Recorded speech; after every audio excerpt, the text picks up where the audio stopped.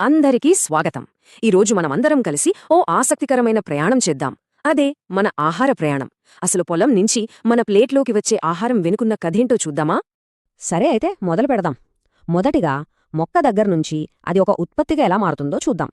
మనం తినే తిండి పొలంలో మొదలై మన ప్లేటు దాకా ఎలా వస్తుందన్నమాట. అసలు ఈ కథంతా మొదలయ్యేది ఒక చిన్న విత్తనంతో. మన రైతులు వాళ్లు పడే కష్టం అంతా ఇంత కాదు, మనందరి కోసం ఆహారాన్ని పండిస్తారు. వాళ్ల శ్రమలోనే మన ఆహార ప్రయాణానికి పునాది పడుతుంది. అయితే ఈ మొత్తం ప్రయాణంలో 3 ముఖ్యమైన స్టేజెస్ ఉన్నాయన్నమాట. ఫస్ట్, ప్రైమరీ యాక్టివిటీ, అంటే సింపుల్గా చెప్పాలంటే ప్రకృతి నుంచి నేరుగా గోధుమల్ని పండించడం. ఇక రెండోది సెకండరీ యాక్టివిటీ, పండించిన ఆ గోధుమల్ని పిండి చేసి రొట్టెలుగా మార్చడం. ఫైనల్గా మూడోది టర్షరీ యాక్టివిటీ, అదే తయారైన ఆ రొట్టెల్ని మన దగ్గరలోని షాపులకు, అక్కడి నుంచే మన ఇళ్లకు చేర్చడం. సరే, మొక్క నుంచి ప్రాడక్ట్ వరకు చూసాం కదా. ఇప్పుడు కొంచెం పెద్ద పిక్చర్ చూద్దాం. ప్రపంచంలోనే అత్యంత పురాతనమైన ఉద్యోగమేంటో తెలుసా? దాని గురించే ఇప్పుడు మనం మాట్లాడుకోబోయేది. వ్యవసాయం అనేది ఎంత పెద్దదో, మన జీవితాల్లో దాని ప్రాముఖ్యతేంటో అర్థం చేసుకునే ప్రయత్నం చేద్దాం. వ్యవసాయం అంటే కేవలం పంటలు పండించడం మాత్రమే అనుకుంటే పొరపాటే. అది మన నాగరికతకే పునాది వేసింది. ఆలోచించండి, వ్యవసాయం వల్లే కదా మనుషులు ఒకచోట స్థిరపడగలిగారు, ఊళ్ళు నగరాలు కట్టుకోగలిగారు. ఇప్పుడు నేను చెప్పబోయే నంబర్ వింటే ఖచ్చితంగా ఆశ్చర్యపోతారు. ప్రపంచ జనాభాలో అక్షరాల సగం మంది, అంటే 50%, వాళ్ల బతుకుతెరువు కోసం వ్యవసాయం మీదే ఆధారపడి ఉన్నారు.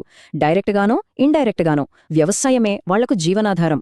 ఇక మన భారతదేశం విషయానికొస్తే ఈ సంఖ్య ఇంకా ఎక్కువ. జనాభాలో 3/2 మంది ఇప్పటికీ వ్యవసాయం మీదే ఆధారపడి బతుకుతున్నారు. దీన్ని బట్టే అర్థం చేసుకోవచ్చు మన దేశ ఆర్థిక వ్యవస్థకు వ్యవసాయం ఎంత బ్యాక్బోనో. ఒక్కసారి ఈ మ్యాప్ చూడండి. ఒక విషయం చాలా క్లియర్గా అర్థమవుతుంది. వ్యవసాయం అనేది ప్రపంచంలో ఎక్కడ పడితే అక్కడ సాధ్యమయ్యే పని కాదు. దానికి కరెక్ట్ సాయిల్, మంచి క్లైమేట్ ఉండాలి. అందుకే కొన్ని ప్రాంతాల్లోనే ఇది ఎక్కువగా కేంద్రీకృతమయ్యుంది. సరే, ఇంతకీ వ్యవసాయమంతా ఒకేలా ఉంటుందా? అస్సలుండదు. నిజానికి వ్యవసాయంలోనే 2 వేర్వేరు ప్రపంచాలు ఉన్నాయని చెప్పొచ్చు. వాటి మధ్య చాలా తేడాలున్నాయి. అవేంటో ఇప్పుడు చూద్దాం. ఈ రెండింటి మధ్య ఉన్న అతిపెద్ద తేడా వాటి లక్ష్యం. ఒకటి సబ్సిస్టెన్స్ ఫార్మింగ్, అంటే జీవనాధార వ్యవసాయం. దీని ముఖ్య ఉద్దేశ్యం రైతు తన కుటుంబ అవసరాలు తీర్చుకోవడం. ఇంకొకటి కమర్షియల్ ఫార్మింగ్, అంటే వాణిజ్య వ్యవసాయం. పేరులోనే ఉంది కదా, మార్కెట్లో అమ్మి లాభం సంపాదించడమే దీని టార్గెట్. ఈ జీవనాధార వ్యవసాయంలో కూడా మళ్లీ రకరకాలున్నాయి. కొందరు చిన్న చిన్న పొలాల్లో ఎక్కువ కష్టపడి పనిచేస్తారు. కొన్ని గిరిజన ప్రాంతాల్లో అయితే పోడు వ్యవసాయం అని చేస్తారు. మరికొందరైతే పశువుల్ని మేపుకుంటూ వాటితో పాటే ఒకచోటు నుంచి మరో చోటికి వెళుతూ జీవిస్తారు. ఇక కమర్షియల్ ఫార్మింగ్ విషయానికొస్తే ఇది దానికి కంప్లీట్గా ఆపోజిట్. వందల ఎకరాల్లో గోధుమ, మొక్కజొన్న లాంటి పంటల్ని పెద్ద పెద్ద మెషీన్లతో పండిస్తారు. కొన్నిసార్లు పంటలతో పాటు పశువుల్ని కూడా పెంచుతారు. మనం తాగే టీ, కాఫీ, ఆ తోటలు కూడా ఈ కమర్షియల్ ఫార్మింగ్ కిందకే వస్తాయి. సరే, థీరీ బాగానే ఉంది. కానీ ఈ 2 రకాల వ్యవసాయ పద్ధతులు నిజ జీవితంలో ఎలా ఉంటాయో చూస్తే ఇంకా బాగా అర్థమవుతుంది కదా.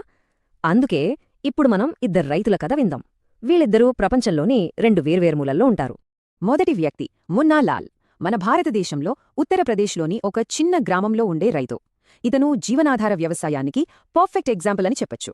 మున్నాలాల్ది కేవలం 1.5 హెక్టార్ల చిన్న పొలం. ఇప్పటికీ నాగలికి ఎద్దుల్ని కట్టి పొలం దున్నడం లాంటి పాత పద్ధతుల్నే వాడుతుంటాడు. పొలం పనుల్లో అతని కుటుంబ సభ్యులు కూడా సాయం చేస్తారు.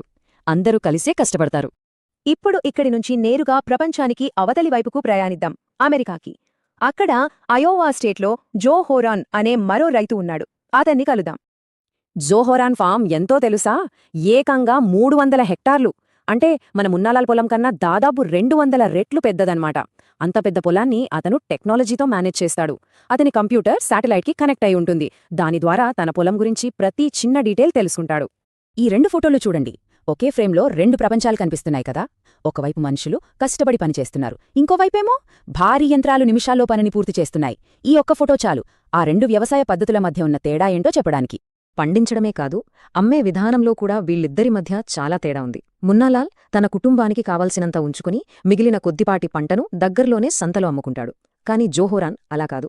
అతనొక బిజినెస్ మ్యాన్లా ఆలోచిస్తాడు. తన పంటనంతా పెద్ద పెద్ద మార్కెట్ ఏజెన్సీలకు అమ్ముతాడు. సరే, ఈ 2 రైతుల కథలు విన్నాం కదా. ఇప్పుడు అసలు విషయానికొద్దాం, మన ఆహార భవిష్యత్తు. ఈ కథలు మన ముందు ఒక పెద్ద ప్రశ్ననుంచుతున్నాయి. రోజురోజుకీ పెరిగిపోతున్న ఈ ప్రపంచ జనాభాకి ఆహారం అందించడం ఎలా? ఈ ప్రశ్నకు సమాధానం ఒక్కటే, అగ్రికల్చరల్ డెవలప్మెంట్, అంటే వ్యవసాయాభివృద్ధి. అంటే ఏంటి? అంటే మంచి విత్తనాలు వాడటం, నీటిపారుదల సౌకర్యాలు పెంచడం, ఆధునిక యంత్రాలు ఉపయోగించడం, ఇలాంటివన్నీ చేసి వ్యవసాయ ఉత్పత్తిని పెంచడమన్నమాట. అసలు ఇదంతా ఎందుకు చేస్తున్నాం? మన ఫైనల్ గోల్ ఏంటి? అదే ఫుడ్ సెక్యూరిటీ, ఆహార భద్రత. అంటే ఈ ప్రపంచంలో ఉన్న ప్రతి ఒక్క మనిషికి, వాళ్ళు పేదవాళ్లైనా ధనవంతులైనా, ప్రతిరోజూ కడుపు నిండా తినడానికి మంచి పోషకాలతో కూడిన ఆహారం దొరకాలి. కాబట్టి చివరిగా మనం ఆలోచించాల్సిన ఒక ముఖ్యమైన ప్రశ్న ఇదే. ఒకవైపు మున్నాలాల్ లాంటి చిన్న రైతులు, మరోవైపు జోహోరాన్ లాంటి టెక్నాలజీని వాడే పెద్ద రైతులు. ఈ రెండు వేరువేరు వ్యవసాయ ప్రపంచాలు మన భవిష్యత్ తరాల ఆకలిని తీర్చడానికి కలిసి ఎలా పనిచేయగలవు? ఇది మనం ఆలోచించాల్సి